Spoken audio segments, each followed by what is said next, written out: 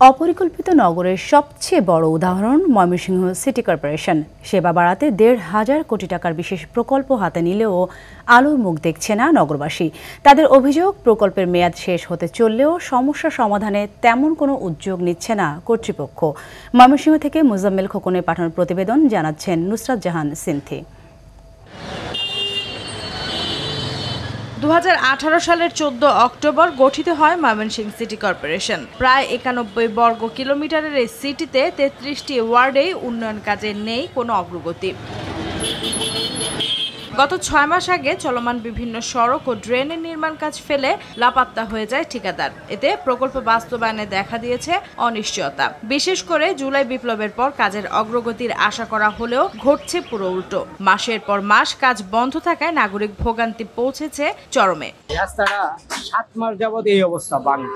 একটা গুরুত্বপূর্ণ রাস্তা শহরে, এখান থেকে যদি একটা ডেলিভারি রুগীও যায়, হাসপাতাল যাওয়ার আগে ওর অবস্থা খারাপ হয়। রাস্তার যে অবস্থা এখনো রাস্তাটা পরিপূর্ণভাবে ঠিক না হয়, জনদুর্ভোগ সৃষ্টি হচ্ছে দৈনিক। এই রাস্তাটা তো মূলত আগস্ট মাসে সুতিগুলো ফেলাইছে সম্ভবত, মেইন হল করে রাখছে।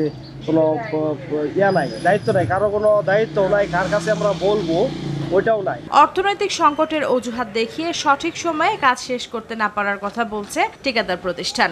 বিল তো পাই নাই, বিল একটা আমার পুরাতন একটা অনেক, কারণ যখন বন্ধ হয়েছে ওই তখন রানিং অবস্থায় আমার ওই যে যখন আগে যে বিভাগীয় কমিশনার ছিল উনি যাওয়ার মুহূর্তে একটা বিল আটকে গেছিল, বিল আটকে যাওয়ার পর থেকে বন্ধ হয়ে গেছিল। অন্যদিকে সিটি কর্পোরেশন কর্তৃপক্ষ বলছে দ্রুত সমস্যা সমাধান করতে ঠিকাদারকে চিঠি দেওয়া হয়েছে। এখানে যে পরিবর্তিত পরিস্থিতিতে যেটা হয়েছে, যে আগে যেভাবে কাজ হচ্ছিল অনেককে পাওয়া যাচ্ছে না, অনেকে নাই, তাদের ফোনে রিচ করা যাচ্ছে না। তো আমাদের সিদ্ধান্ত হচ্ছে যে এই ধরনের হলে তাদের জন্য আমরা দিনের পর দিন অপেক্ষা করব না।